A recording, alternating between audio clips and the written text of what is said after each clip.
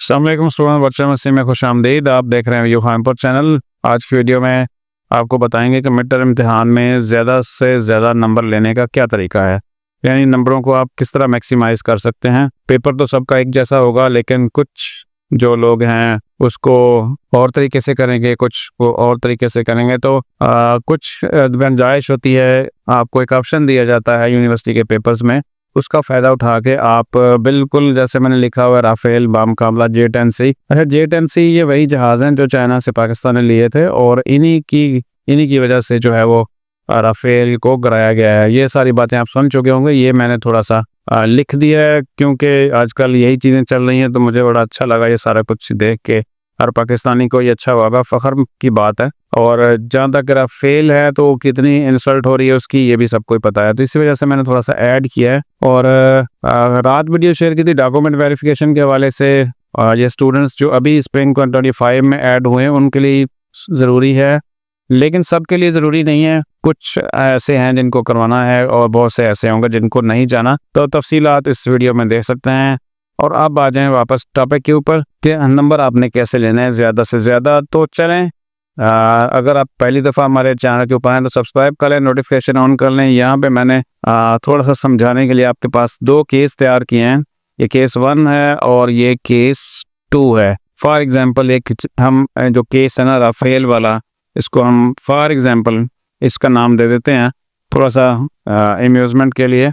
तो आपके जो पेपर होगा MCQs का, और MCQs का मतलब है कि उसमें जो MCQs होंगे वो 22, टोटल वैसे 27 MCQs होंगे। यहाँ पे पेपर में थोड़ी सी गड़बड़ हो रही है, तो 27 MCQs हैं, लेकिन केस 1 जो है चूंकि उसको कहा गया था कि आप 22 करेंगे, यानी आपके पास ऑप्शन है टोटल MCQ 27 होंगे, आपको कम से कम जो है वो 22 करने हैं। आप अगर 4 भी कर रहे हैं तो कोई रोकने वाला नहीं होगा, लेकिन जो मिनिमम है वो 22 तक अलाउ होता है कि आप कर सकते हैं। और इस केस में जो है वो एक बंदा है, उसने जिसका नाम राफेल है, उसने 22 MCQs किए टोटल, यानी जो एक्स्ट्रा थे उसमें से उसने नहीं छेड़ा, सिर्फ 22 कर लिए, सॉल्व किए। उसमें सिर्फ क्या हुआ कि उसके जो 5 है ना वो गलत निकल आए, ये 5 गलत निकल आए, और फिर उसको जो नंबर मिले यानी 22 में से 5 निकल गए तो बाकी 17 बचे, और उसके जो MCQs में नंबर आए हैं वो 17 हैं। अब आ जाए थोड़े से शॉर्ट क्वेश्चन की तरफ। शॉर्ट क्वेश्चन टोटल 3 दिए जाते हैं, अलाउ होता है कि आप उसमें से जो कम से कम 2 करें, तो उसने सिर्फ 2 ही किए और दोनों में से नंबर मिले। याद रखें कि VU का जो सिस्टम है उसमें ये होता है कि जो गलत हैं वो जैसे MCQs है, 2 गलत हैं और वो काट लिए जाते हैं, और वो रैंडमली भी हो सकते हैं आपके, तो और जो सही होंगे उसके नंबर मिल जाएंगे। ये MCQs में तो सिंपल सी बात है। थोड़ा सा यहाँ पे मैं मज़ीद वाज़ेह कर दूँ आपको कि अगर आपने 3 क्वेश्चन थे आपके शॉर्ट क्वेश्चन फॉर एग्जाम्पल, और आपने उसमें से 2 किए, तो ज़ाहिर 2 ही चेक होंगे, तो दोनों में 3 नंबरों में 1.5 नंबर आपका आ गया, इस तरह 3 नंबर आपको मिले। और VU में ये होता है कि जिस सवाल में ज़्यादा नंबर होंगे वो शामिल किया जाएगा। तो यहाँ पे जो चॉइस थी ना स्टूडेंट के पास या राफेल के पास, उसने वो ख़त्म कर दी, जस्ट पूरा काम किया, और उसमें से भी गलतियाँ हुई और नंबर जो है वो बहुत कम हुए। अब आ जाए ज़रा केस 2 के ऊपर। अब केस 2 में टोटल चूँकि 27 MCQs थे, तो उसने 27 के 27 ही कर दिए, यानी इस सब केस को हम J-10C का नाम दे देते हैं। फॉर एग्जाम्पल जो पाकिस्तानी जहाज़ है और चाइना से लिया गया, 27 MCQs टोटल थे।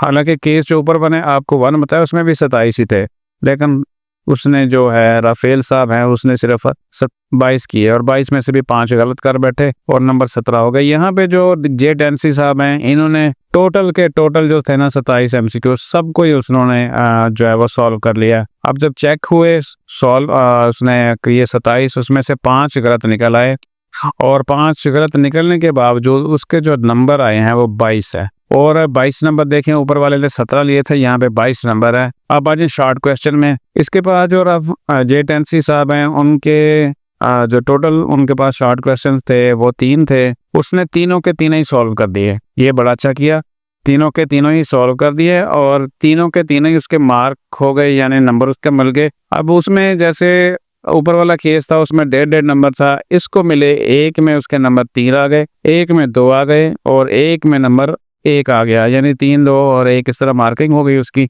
अब इसको ये हुआ कि जो 3 वाला नंबर था वो भी उसका ऐड हो गया, जो 2 वाला था वो भी ऐड हो गया, टोटल नंबर उसके हो गए 5। और जिस सवाल में 1 नंबर था यूनिवर्सिटी ने उसको छोड़ दिया क्योंकि ये ऑप्शन था, तो इस तरह उसके नंबर हो गए 5 J10C के।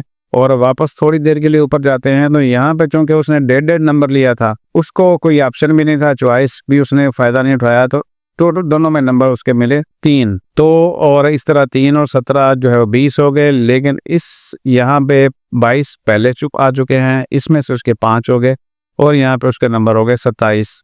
तो ये मैंने थोड़ी सी ये वाली जो चीज़ें हैं ना ऐसे एंटरटेनमेंट के लिए ऐड कर दी हैं, क्योंकि पाकिस्तानियों के लिए सारी चीज़ें अब एंटरटेनमेंट ही बनी हुई हैं। तो इसलिए थोड़ा सा मैंने आपको ये समझाने की कोशिश की। अब सिंपल सी बात है, अगर हम इसको कंक्लूड करें कि भाई वीडियो ख़त्म करने के लिए पहले आपको बता दूं कि आपके पास 27 MCQs होंगे जो स्टैंडर्ड पेपर है, और इसके अलावा जो MCQs वाला पेपर होगा जस्ट MCQs उसमें 40 हो सकते हैं या ज़्यादा भी हो सकते हैं। तो आपके पास चॉइस दी जाती है, उस चॉइस का फ़ायदा उठाना है आपने, और सारे के सारे MCQs, शॉर्ट क्वेश्चंस और लॉन्ग क्वेश्चन आपने कर देने हैं। और इसका फ़ायदा ये होगा कि अगर कुछ गलत भी हो जाता है तो आपके पास इतना चांसेस या मार्जिन होगा कि वो गलती के बावजूद भी आपके पूरे नंबर आ जाएंगे और अच्छे नंबर आ जाएंगे। तो ये तो तरीका था आज की वीडियो के मुताबिक पे आपने मिड टर्म में कैसे लेने हैं ज़्यादा नंबर, और इसी तरह ही जो फाइनल टर्म पेपर होगा उसमें भी इतने नंबर आपके आएंगे।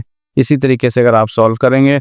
अब ये उम्मीद है कि आपको थोड़ी सी इंटरटेनमेंट वाली वीडियो लगी होगी और कुछ अलग सी भी लगी होगी। तो अगली जो वीडियो हम बनाएंगे वो ये है कि आखिर आपको कितने नंबर चाहिए होंगे मिड टर्म पास करने के लिए, और इसके साथ मिड टर्म पेपर के लिए आप क्या क्या चीज़ें लेके जाएंगे पेपर में जो इंतहाई ज़रूरी हैं। ये दोनों वीडियो अगले 2 दिनों में यानी कल और परसों इंशाल्लाह आपके साथ शेयर कर देंगे। और अभी तक इतना ही, उम्मीद है कि ये चीज़ें समझ आ गई होंगी। मैसेज इतना ही है, अगर आप मैक्सिमम नंबर लेना चाहते हैं तो आपने हर सवाल को सॉल्व करना है अच्छे तरीके से। MCQs भी सारे कर देने हैं, शॉर्ट क्वेश्चन भी, लॉन्ग क्वेश्चन भी। तो इस तरीके से अगर कुछ गलत भी होंगे तो भी आपके जो नंबर हैं वो ज़्यादा से ज़्यादा आ जाएंगे, क्योंकि अगर आप पूरे करेंगे उसमें भी गलत हो गए तो फिर ज़्यादा नंबर वाली बात थोड़ी सी मुश्किल हो जाती है। अपना ख्याल रखिएगा, चैनल को सब्सक्राइब कर लें, अगली वीडियोज़ भी आप तक पहुँचती रहेंगी। अल्लाह हाफ़िज़।